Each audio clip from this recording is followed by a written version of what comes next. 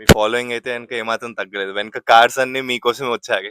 వచ్చింది. ఎక్కడికి పోయినా కూడా లంచ్, డిన్నరు, అది పాత స్నేహితం, ఉదయన్ అనే ప్రేమ, అది కూడా బాగా నాకు అక్కడికి వస్తున్నది.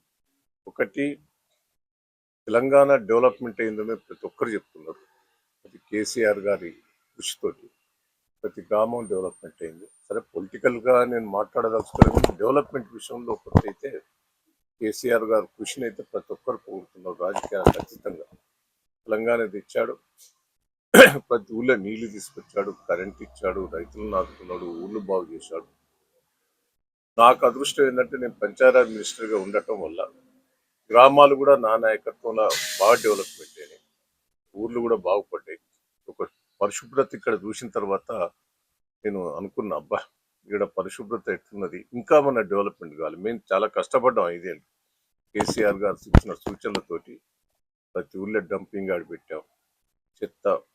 చెత్త గిట్ట తీసేటట్టు ట్రాక్టర్స్, మంచిగా ఒక గ్రామాలను బాగు చేశాం.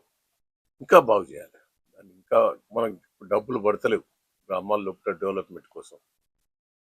హరిత చెట్లు పెట్టడం కానీ ఇక్కడ బాగా సక్సెస్ అయింది. దీన్ని ఇంకా మనం ముందుకు తీసుకుపోవాలి రాబోయే రోజుల్లో. రోడ్లు కూడా చాలా బాగుంటాయి, డ్రైనేజీ కూడా బాగుంటుంది, పరిశుభ్రత కూడా బాగుంటుంది, చెత్త చెదారం కూడా ఎక్కడ ఉండదు, ప్లాస్టిక్ కూడా ఎక్కడ వేయరు. ఇసుంటిని కూడా మన తెలంగాణలో కానీ ఆంధ్రప్రదేశ్లో కానీ భారతదేశంలో తీసుకురావాలి, ఇంకా తీసుకురావాలి.